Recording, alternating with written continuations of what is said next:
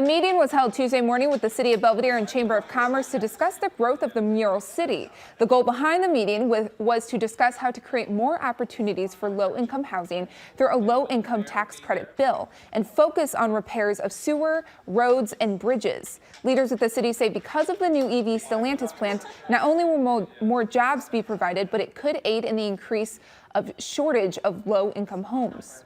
Keeping those jobs here, the foundation of that is tremendous.